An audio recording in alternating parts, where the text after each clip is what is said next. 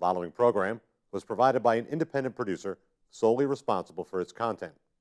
The opinions expressed do not necessarily represent the views of this station, its staff, board of directors, or underwriters.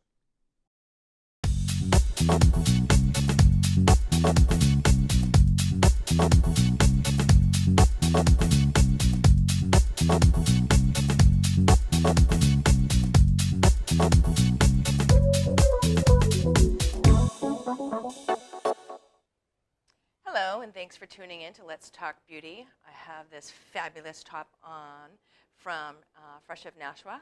So you should go check her out, Cheryl at Fresh of Nashua in downtown New Hampshire. Nashua, that would be. And today's guest is Rocco Boulay, once again from Integrity Fitness. Welcome to the show again, Rocco. Sharon, always a pleasure to be here. How you been? What's going on? Oh, my life is just fantastic since the last time you saw me. Yeah, well, we talked a little bit previous to our taping here that you actually took Memorial Day weekend off. I didn't do a thing that was related to work at all. I'm very proud of you. I'm proud of Fabulous. myself as well. I didn't work either. The workaholic that I am, I'm telling you, it wasn't easy. The first day I spent just, torturing myself not to work. So, but I got through it. I'm okay. Good. So how the gym's doing? All the gyms are doing great. Plus, we call them coaching centers, as I told you in the very first show. Oh, we are we want to coaching. go we are like that, huh? we are not gyms at all. Oh, we are going to be feisty we are today. coaching centers. We actually devise plans that help people get healthy. Correctamundo. Thanks for correcting me. But yes, thanks for asking. They're doing great. Good. So today I kind of wanted to get a little bit into training for fitness competitions, for women, for men, and I'd like to kind of get into what it would take for somebody to do something like that. I know there's different levels of fitness competition, but say if I wanted to train for one, you said usually they're every October. Is it only in October? No, there are competitions almost every month of every year, and so many different federations out there that you'd have to pick one that's probably close by that's going to be convenient for you.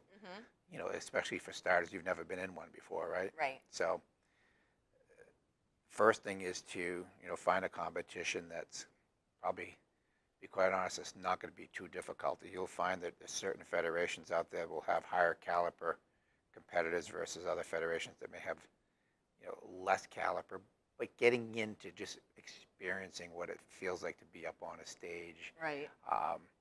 Especially with women, you have fitness, figure, and you have bikini. Those three divisions, and they're slightly different. A bikini really just is exactly what it says it is. You want to look good in a bikini, which means that if you figure is too hard, you'd actually be losing points. In other words, there's a certain look that the judges look for from a bikini model versus figure, which is a little bit harder. And of course, fitness really has a kind of a dance component to it. So there are three different physiques and three different looks that one could train for. So if I were to sign up for a bikini and say, I met with you and said, hey, how do you think I'm looking? Like, say a month before or whatever. And you're like, well, you're really, by miracle, you're really more than a bikini at this point.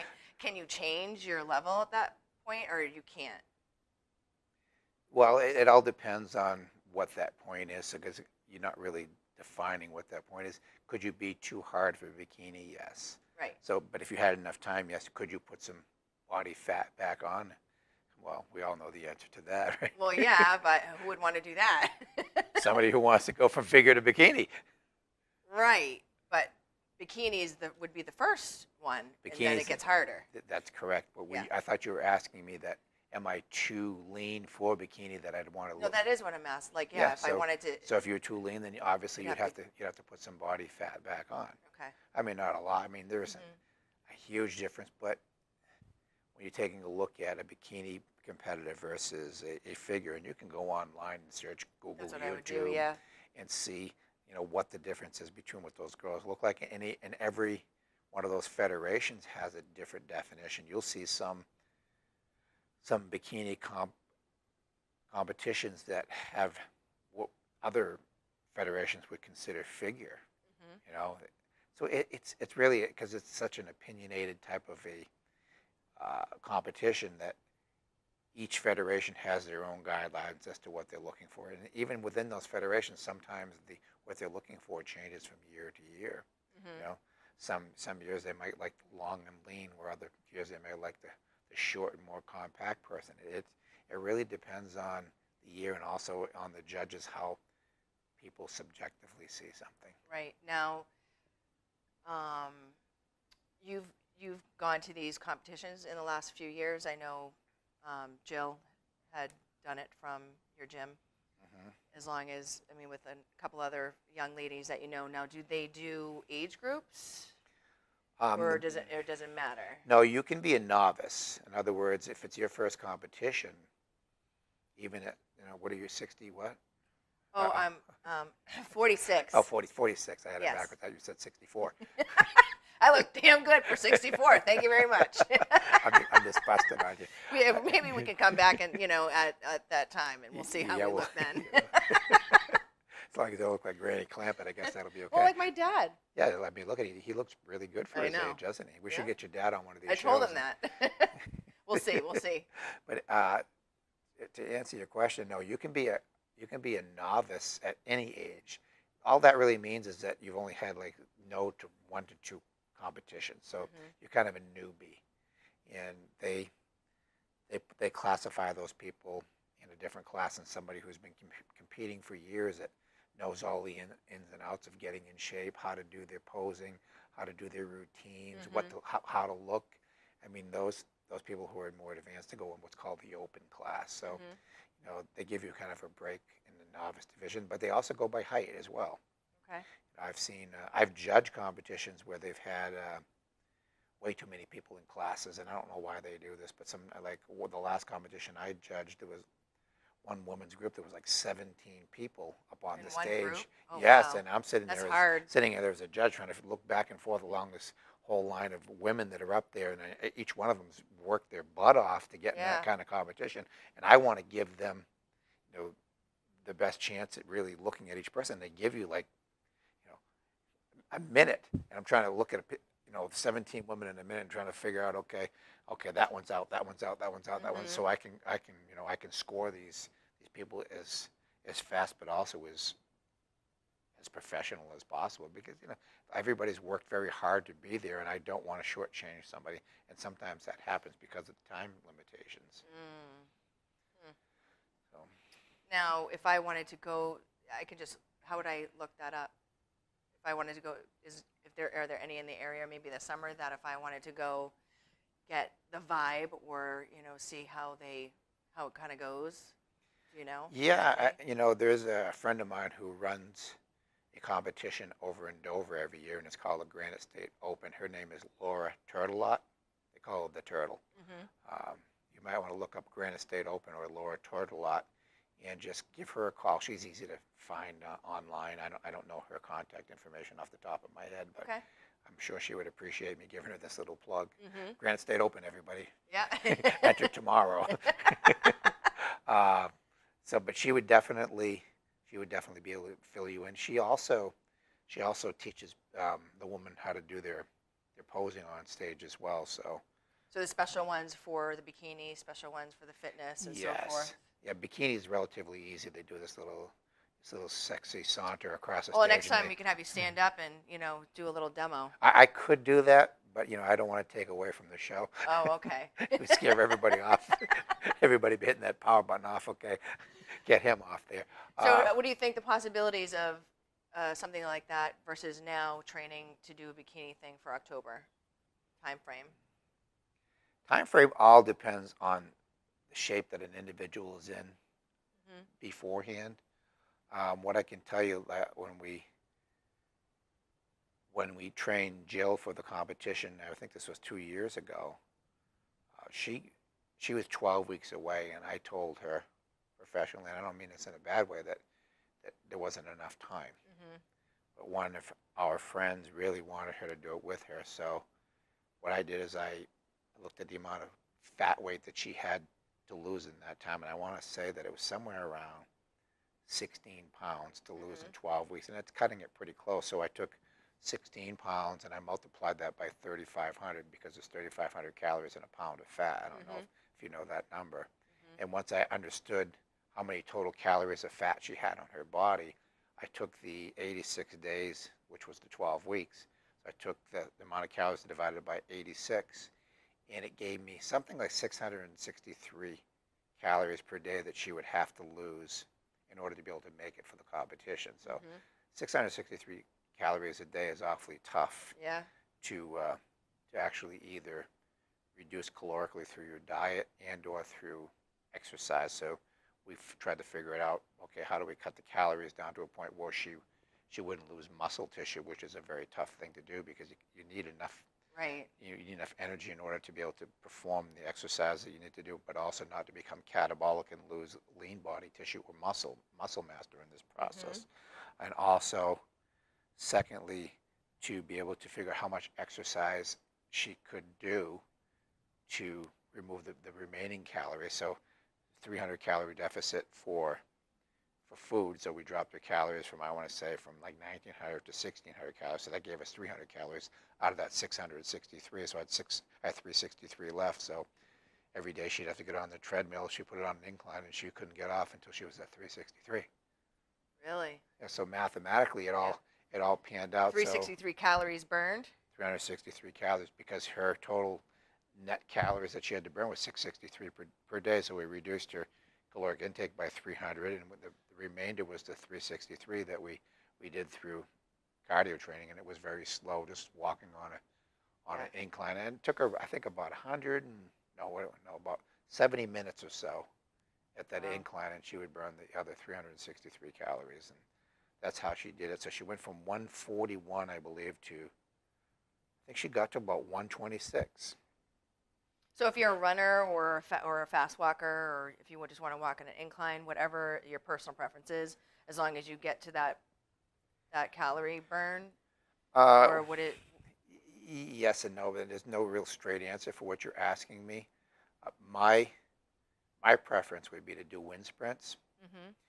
It's a little bit different than doing cardio training, even though the result is the same. In a wind sprint, because it's an anaerobic or it's exercises that doesn't use oxygen, it creates what's called an oxygen deficit, which means that your body at the end of your, say you will go out and you run 10, 12 sprints or something like that, your body's going to create an oxygen deficit. So when you stop running, there's a debt to be paid back through that oxygen deficit. And that debt is actually paid back by actually burning fat calories. A long physiological process to explain that, but that would be my preference. That's why a lot of people do what's called HIIT training or high intensity training. You must have heard that, that type of training.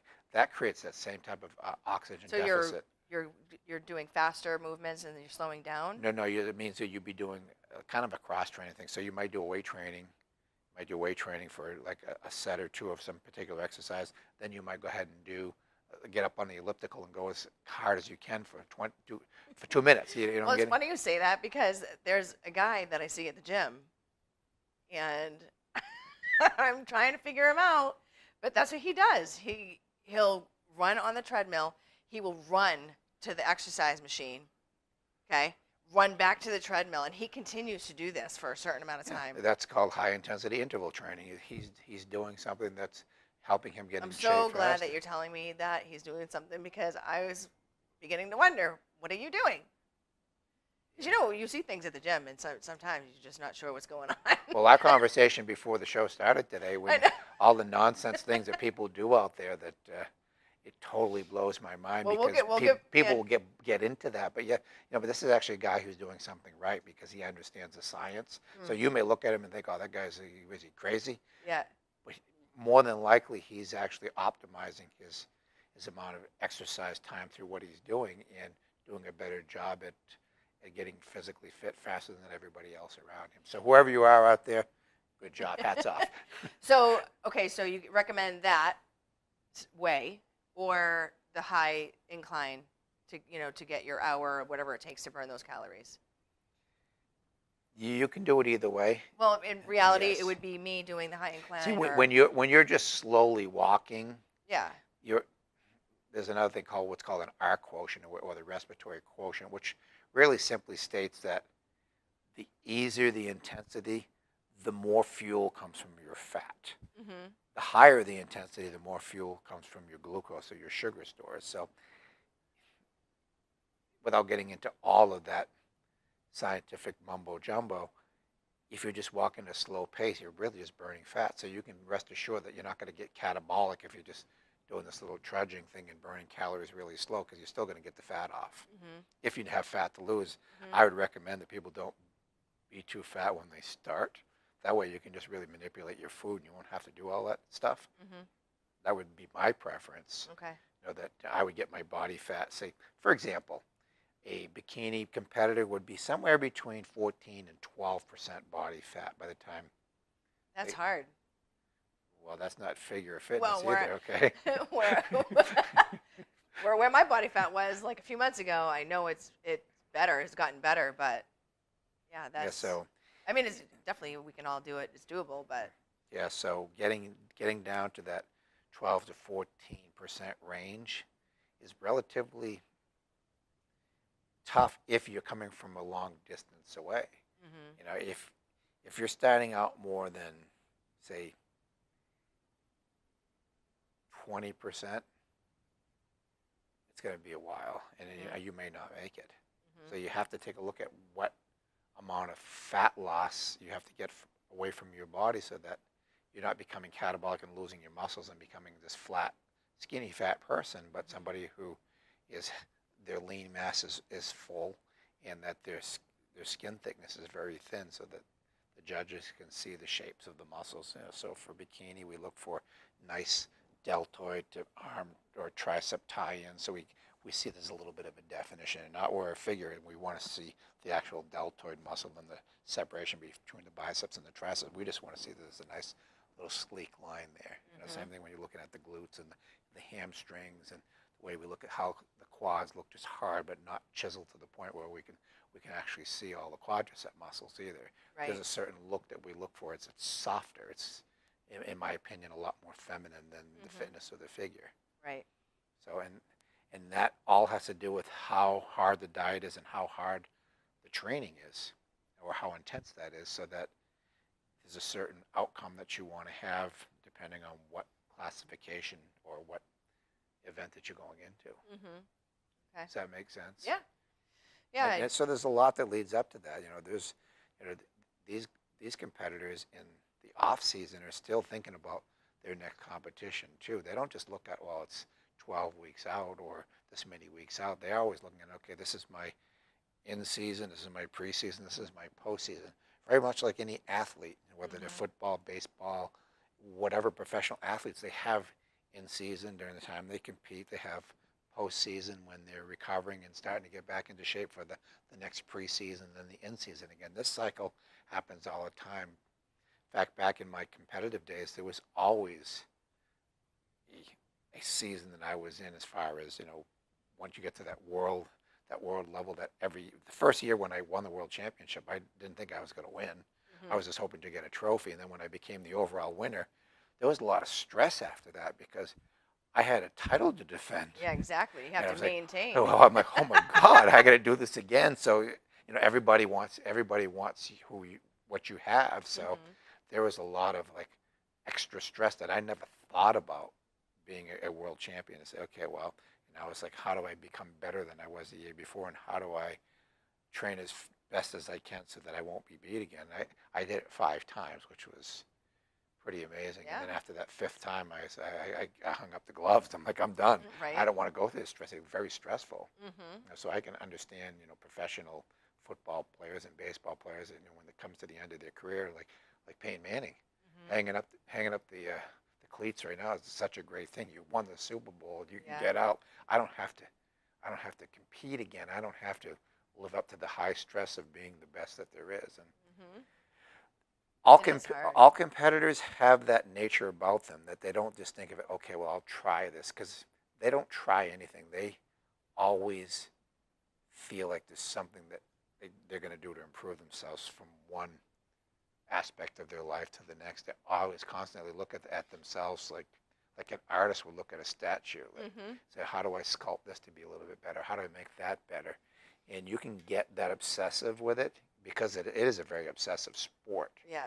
Well, as you say, sculpting, it's kind of like a woman I had on my show. She's a personal trainer as well, and she's very fit.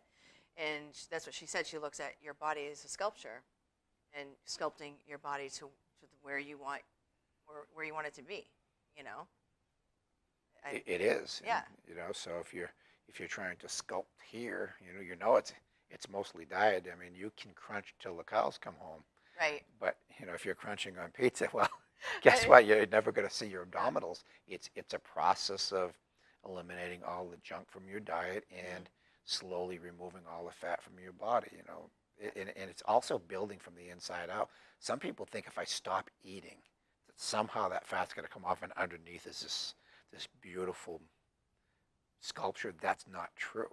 It's also the foods that you eat during that process where you're building all, your bones, tendons, ligaments, and muscles to be full, healthy, and strong, that finally when that body fat percentage comes down, everything comes together at that point. So you're building from the inside out as far as your muscles are concerned, but you're also losing from the outside in as far as your fat's concerned. So they kind of meet in the middle, and at the end, you've built from the inside out and the outside in from the fat loss, and then you have that beautiful sculpted abs. Yeah, and then you'll get to see what your flaws are even more once that Right. happens. What I think is important for people to know too. I think, some people overwork certain body parts. Me and my dad were talking, this weekend.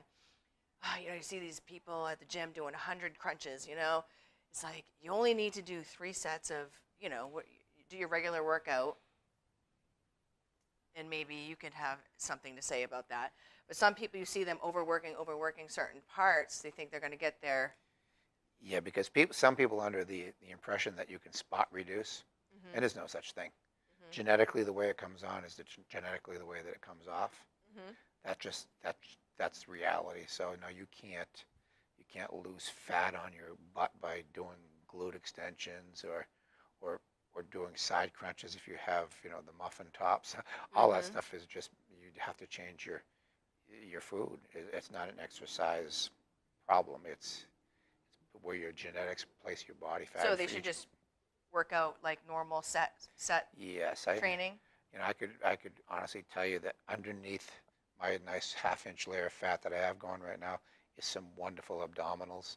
And I could promise you that if I just dieted alone, within 6 to maybe 8 weeks, I'd have a beautiful six-pack and not even have to do a crunch. Not that I wouldn't, but I don't have to because they're already there. Right. And that's because of the way that you've treated your body and the... I've built my body over, this is my 44th year of training. I've been training since I was 14. I turned 58 last month. Yep.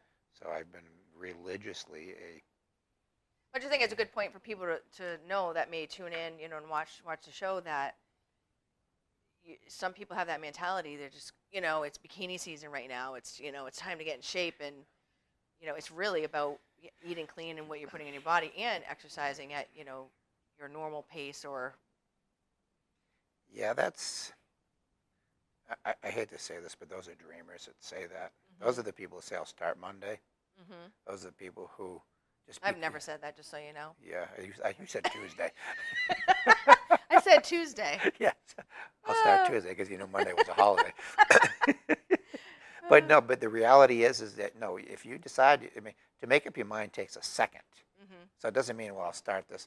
People are always looking for the quick fix, the gimmick, something that they think that they can cheat the system on. Those are the same people in college that, just passed with a D grade because the institution wanted them out.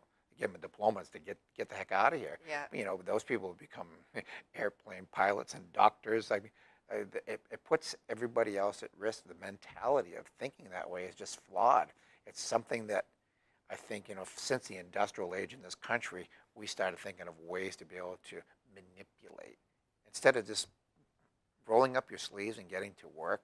And really, I think that's the answer. It's like people they work harder at trying not to work than just actually do the work. They do, because they're looking for the easy way out. And I can tell you, there's no such thing. Especially... There isn't. Yeah, the generation has changed too, Well, I'm not going to talk about the millennials, but let's No, talk we won't about the talk about millennials. them. Okay. No. Well, we have a couple more minutes for the show, so I'd like to really briefly, if we can possibly do that, let's talk about all the different circuit trainings and all the different gyms that we have going on that keep popping up, you know, across the board all over the world. You want to You talk about all the different types of gyms? Well, I just want to talk about a little bit of the philosophy of, you know, all these different types of gyms that are happening that may not be the right answer for Look, individuals, or yeah. Here, we won't name names. We just no, we don't have to name names. No, And you know, we I'm just- in the business as well, and I did Yeah. state earlier that I'm a health coaching center, and I think that makes us different. But the reality is people are looking for a solution. In our country right now, healthcare system is failing miserably. What we have in place right now does not work. 64% of all of our healthcare costs come from lack of activity, poor food choices, and smoking. Okay, those are not medical problems. In case people out there don't realize that, they're behavioral problems that you have every bit of control over if you decide to make that choice for yourself. So regardless of that particular situation, when you're choosing a gym, that's just a place more times than not for you to go and figure it out for yourself. I don't care if it was any of the gyms that you named earlier, or if they have a methodology, and some do. What I would tell people is that in order to be healthy and fit, number one, if you want to look better and lose weight, if you don't change your food, save your money. Don't exercise. Just sit on the couch. Because unless you're willing to change your food, you're never going to be happy with the way you look, if it's a looks thing. If you're looking to compete, that's something different. But the reality is the healthiest people in the world exercise progressively, which means that they always continuously challenge their body to do something more than they did the time before that. It should include resistance training of some sort to build muscle. It should include some sort of cardiovascular exercise to keep their heart and lungs healthy. It should include some form of flexibility so that their joints can stay through their full range of motion. But most importantly, as I mentioned earlier, is that if they don't combine that with a good, healthy food or good, healthy diet, then it's going to be all for naught. Then their expectations are never going to be met. But once you get all those things in order and you learn those things, and you don't have to be a genius to figure this out. Once you put those things in order, not only are you going to feel better about yourself, but your cost for health care will be nil, because healthy people don't go to the hospital unless they get into like a car accident. That's what the hospital was supposed to be meant for, people who had medical problems. But now our doctors are inundated by people who are eating poor things. So the diabetes, the hypertension, the depression, all this stuff is coming from the lack of activity and poor foods that they're putting in their body. So I would recommend that, you know, if you want to train for a competition, I'll tell you right now, through the process, even if you didn't place, what you would get is a healthy body at the end of it all. Right. And so I think competition is great for everybody. So I think everybody should at least compete to become a better, healthier person. All right, awesome. Well, there's always so much to talk about every time you come on. So thank you for coming on again. That's going to wrap up our show for today. So that's it. Thank you very much. Thanks for having me again, Sharon. Let's get your father on next All time. right. Okay. We should. We will. Okay.